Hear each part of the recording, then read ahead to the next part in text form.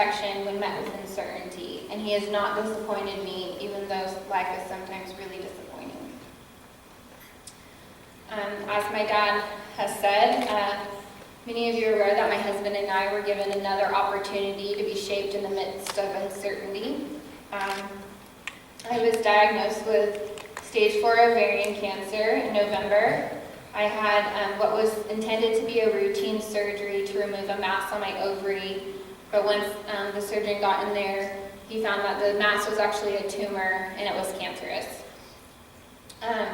After that, I quickly was scheduled for a second surgery where I underwent a full hysterectomy, and they removed another mass that had metastasized, or the cancer metastasized. They also found cancer cells just free-floating in my abdominal cavity.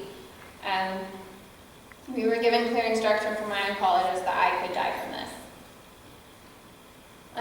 God really helped me through those initial days of the diagnosis. I experienced some really, really dark days. One thing I found particularly hard is in reading the literature, is that once you're diagnosed with cancer, you're kind of forever labeled as someone who has cancer. It was really discouraging to me that no matter how hard I fought, no matter how much I wanted to live, the cancer could always come back. And that was really hard, and it once again shook my faith at its core and really tested my trust in God's plan for me. To help us support my husband and I through this battle, our home church set up a Facebook page where I've connected with many of you. It's called Teal for Tara, teal being the ovarian cancer awareness color. The page became a place where I posted updates and learned how many people loved me, and from so many different churches that my parents had served at. We were overwhelmed by the outpouring of support and prayers, and really it carried us through a lot of very troubling days. When Benjamin and I started writing updates, it was not our intention to begin to write throughout this cancer journey, but it's become something God has inspired us to do, and He has given me the strength to accomplish it even on days that I really felt sick and didn't have the strength to do it on my own. I remember my first post on the Teal for Tara Facebook page, which was the announcement that following my second surgery, I would have to forego coming home here to Brookings for Christmas. I had my second surgery on December 10th, and we were scheduled to fly out December 19th. And I spent, I think, 6 days in the hospital after my surgery. I had some extra complications. It's only supposed to be like 4, but I worked really, really hard in the hospital because I really, really wanted to come home for Christmas. And I remember I kept watching the days tick by on the calendar in front of my hospital bed. It kept getting closer and closer, and eventually I had to come to the tough realization that I wasn't going to make it home. I remember being really heartbroken. My husband and I, we've been married for almost 5 years, but it would be our first year spending Christmas just alone together, and then we were missing out on the planned celebration here that was going to take place here in Brookings. That day, although in the midst of pain and suffering, I wrote this on the page and I wanted to share it with you all. I thought in this I would be strong if I hobbled through airports and onto planes, but realized being strong came through being defeated and knowing when you just need to say I can't. When I started this post, I wasn't going to go all Jesus on it, but that is where my mind has drifted. Sometimes we all face defeats, failures, and disappointments. During those times especially, it is important to turn up above and be honest. God likes honesty. By being honest, when you talk to God, you don't have to always be happy with what life is throwing at you. We also don't always have to be the best, the strongest, or the toughest. And it should be okay to admit when we're defeated.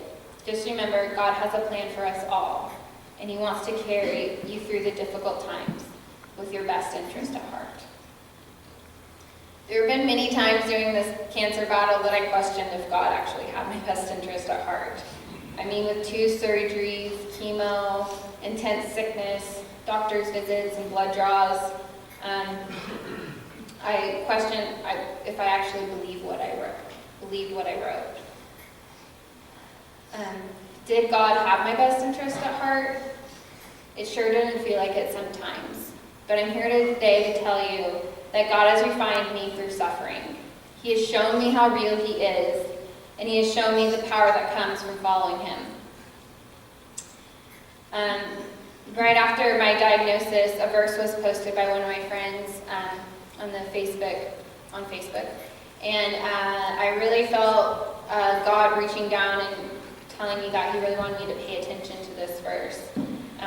So I did, and this was actually the morning that my husband and I planned to share with our church the news of my diagnosis, and so we did follow through with those plans, and I also proclaimed this verse I'm about to read as my cancer theme verse. It's 2 Corinthians 12:9-10. But He said to me, "My grace is sufficient for you, for my power is made perfect in weakness. So that therefore I will boast all the more gladly about my weaknesses, so that Christ's power may rest on me. That is why for Christ's sake I will delight in weaknesses, in insults, in hardships, in persecutions, and in difficulties. For when I am weak, then I am strong." There are times I felt the power of Christ through this rigorous journey. It's really hard to conceptualize what chemo does to your body, but I've classified it before as a mind and body revulsion. I've had chemo pumped directly into my stomach. So there have been many days, countless days, that I've been too sick to get out of bed, and that were just really filled with a lot of misery and pain. Not to mention how cancer takes you out of a lot of the joys we kind of take for granted here in life. And it's a growing process to become aware of how much cancer can take away from you. And still, it's a joy and a hard awakening to be given the opportunity to do one of the most fulfilling things there is in this world, is to spend time with God. Towards the end of I'm still in treatment actually. I am doing what they call maintenance chemo. I will be doing that through next April. But before I started maintenance chemo, I was doing my really rigorous treatments when they were pumping the chemo directly into my stomach. And so towards the end of that, I faced a day where I literally had no strength to get out of bed. I woke up throwing up. I was sick. I was in pain. And I just cried thinking about getting out of bed, much less getting dressed, getting to the hospital, and then getting more chemo. At the time, I could have been really mad at God, and I'll tell you, I was tempted to fall back into some of those old habits of being angry. And thinking back on how miserable I was that day, I understand why some people doubt if God is real. Because if God is all that Christians believe Him to be, if He is all-powerful, all-knowing, the healer of many, then why are we allowed to endure so much hardship? That morning, though, feeling lost and helpless, I remembered my cancer theme verse. His power is made perfect in weakness. I did something unconventional for me. I tend to pray in my head, but I felt led to pray out loud. And as I said, I was so sick, I really didn't know what to pray. And then the Lord's Prayer came to mind. And so if you know it, say it with me. Our Father, who art in heaven, hallowed be thy name. Thy kingdom come, thy will be done, on earth as it is in heaven. Give us this day our daily bread, and forgive us our trespasses, as we forgive those who trespass against us. Lead us not into temptation, and deliver us from evil. For thine is the kingdom, and the power, and the glory forever. I know many of you may not believe this, but literally as I said amen, the sickness just kind of lifted off of me. It was really miraculous.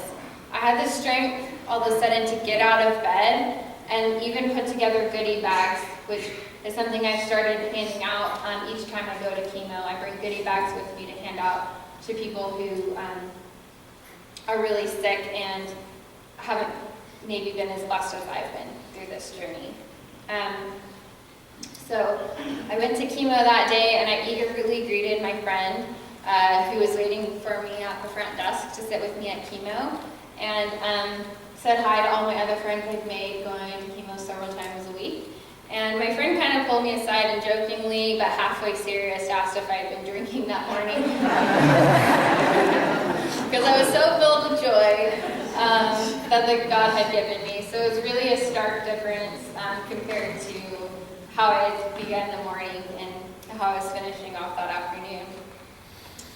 Man, what a difference the power of God makes. God doesn't always act as quickly as we want him to or in ways that we desire. However, hopefully my testimony gives you tangible evidence that even when we're doing everything right, when we are seeking God, he may require us to fully rely on him to a point where we almost can't take it anymore before he really intervenes. I see many in the chemo room who almost can't take it anymore. There are many who are sicker than me, older than me, and as I've said, just may not be as blessed as I've been. It's not difficult to see darkness in that chemo room, and it consumes people. I see it in their eyes. With so much suffering and sadness, it can rightfully make a person wonder, where is God? My husband's grandfather passed away in 2008 from cancer, just a few months before our wedding. He was a minister, and his words resonate with me today. On his deathbed, Benjamin's grandfather told him how the devil, the enemy, Satan, deceitfully but very clearly asked him, "Where is your God now? You're going to die of cancer. Where is he?" Benjamin's grandfather said that although he was suffering greatly and saddened that his life on earth was ending, he said back to the devil, "My God is with me now, the same as he was on that day 45 years ago in Boron, California, when he saved me, and you have no power here, and I cannot wait to see him face